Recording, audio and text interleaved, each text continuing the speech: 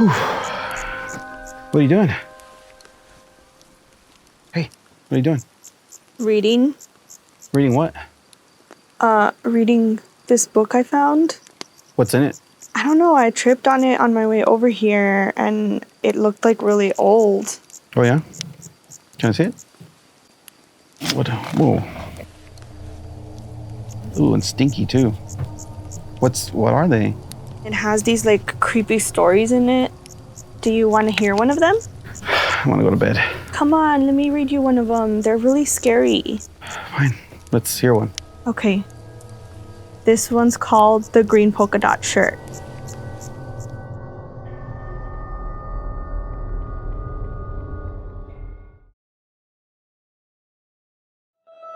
Jasmine was going to get married. She went on a vacation with a couple of friends to celebrate her engagement. She shared a hotel room with her maid of honor, Rebecca. Jasmine and her friends spent the first couple of nights exploring the town, drinking, and having fun. By the third night, they were all feeling a little worn down, and they decided to take it easy. The group had a nice meal and decided to skip out on the alcoholic drinks this time. Instead of spending the night partying, Jasmine and Rebecca watched some comedy videos on a tablet until they were ready for bed. But this was the night when everything changed. At 2 a.m., Jasmine woke up abruptly with the feeling that something else was in the room with them. She opened her eyes and saw a woman standing next to the bathroom door. First, she noticed her black hair. Then, she noticed her strange green shirt with white polka dots. But the more she stared at her, the more she realized there was something strange about this woman. She was unnaturally tall. Her head was level with the doorframe, but her face, she could barely stand to stare at it for too long. It looked as if it were melted. Her teeth were so large they were protruding out of her mouth. She was leaning towards Jasmine, beckoning her over and taunting her. She couldn't explain it. She didn't hear anything, but she felt this woman laughing. Jasmine tried to convince herself this was sleep paralysis, but she knew deep down that it wasn't. She was able to move. She closed and opened her eyes. Still, the woman was there. She closed and opened, and the woman would not go away. She was still there. Jasmine couldn't take it anymore. She closed her eyes and screamed, "Rebecca, turn on the lights!" Rebecca flipped the switch, and Jasmine quickly turned to check if the woman was still there. But she was gone. Jasmine frantically searched everywhere, under the bed, in the bathroom, the closet. Everything was empty. She was trembling from head to toe with fear. She was pacing the floor and realized that Rebecca was acting strange. She was lying on the bed, struggling to keep her eyes open. Rebecca was normally a very light sleeper who could not go back to sleep once awoken. Even more concerning, she would never fall asleep after hearing her best friend cry for help like that. Jasmine felt stupid telling her the truth, so she shook her awake and told her she had a bad nightmare. Rebecca shrugged it off and said, "It's okay, Jazz. This hotel is just creepy. Go back to sleep."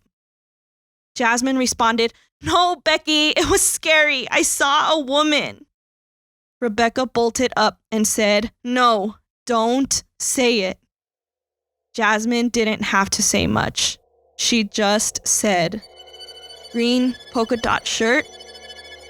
They stared at each other, and without hesitation, they grabbed their essentials and left the hotel. Their only option at this point was to go down to the beach and walk through the seawater. They managed to find a bar that was still open. When they each sat down with a pint of beer, they finally talked. When Jasmine screamed, Rebecca was in the middle of a nightmare where a really tall woman with a melted face and large teeth was pinning her down onto the bed and screaming into her face. The woman had black hair and was wearing a green shirt with white polka dots. They spent the rest of the night in bars and cafes until they could book another room. They didn't return to the room to get their things until a friend could accompany them during the day.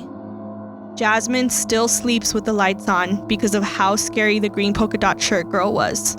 Since this incident, Jasmine and Rebecca have similar nightmares. Never the same one, but always just as frightening. Oh man, that was crazy. You really think that two people can have the same dream? I don't know. I think maybe she was like a demon or something. I don't want to find out. But we need to go to bed. Let's do one more. No, because you always get your night terrors and then you keep me up all night. I know, but they're so good and I don't want to stop. Just one more, please. Fine, just one more. Okay. This one's called The House That Didn't Belong to Them.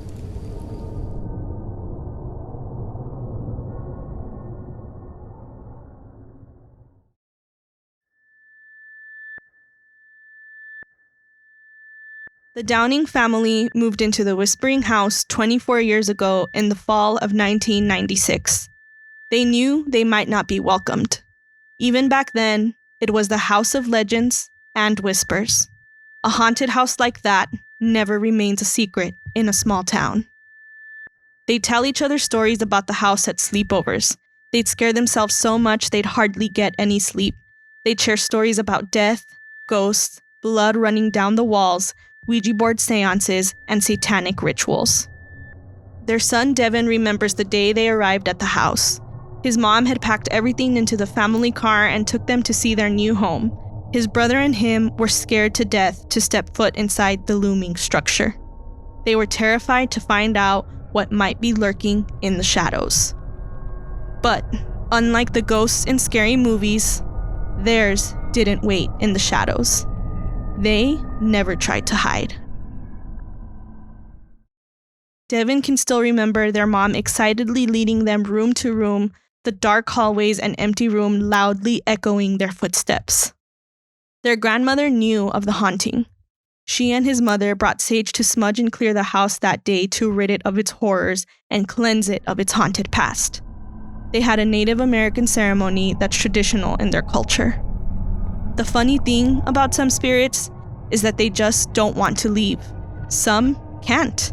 They're bound and stuck like glue.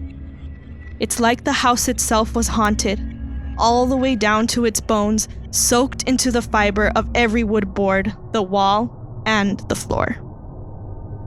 Things didn't progress gradually for the Downings.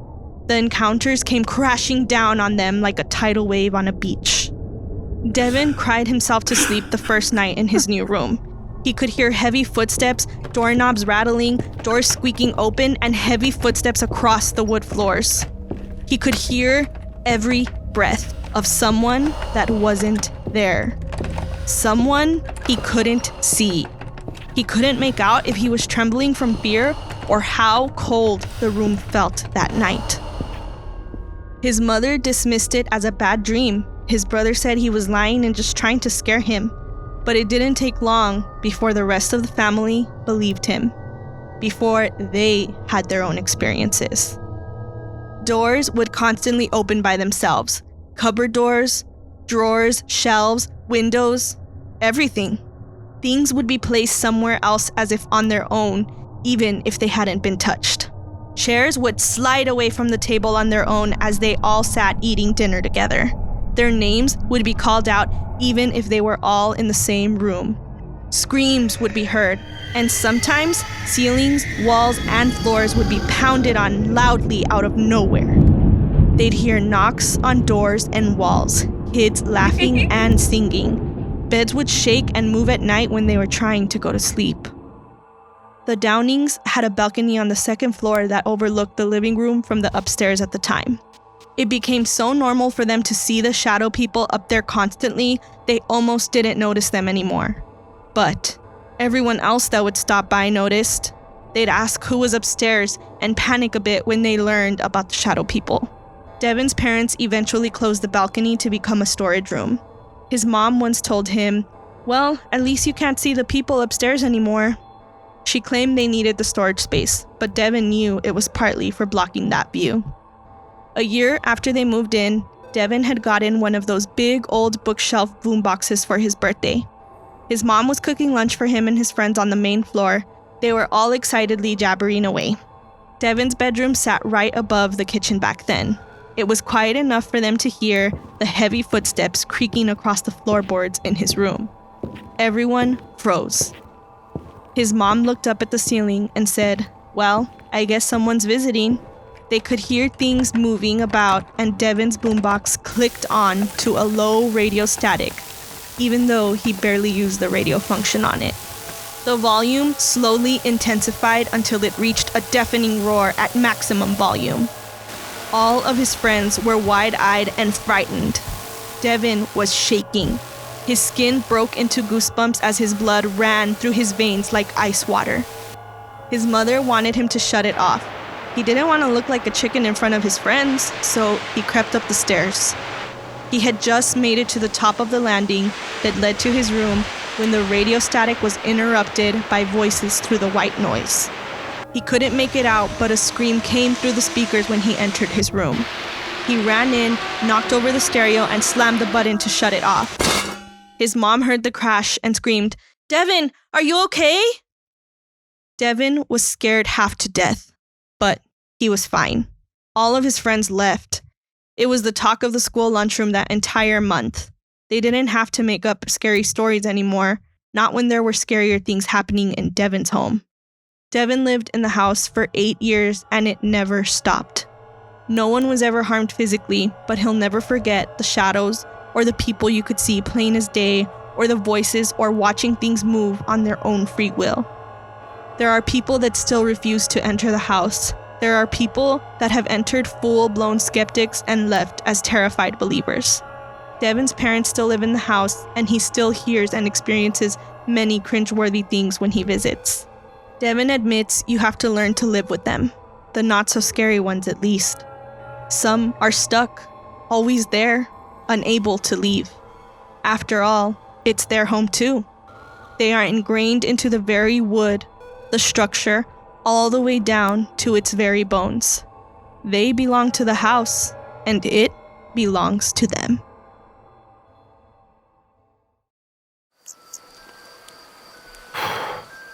Okay, I think it's time to go to sleep. You scared me enough. Just one more. No, maybe next time. Okay, I'll save one for next time.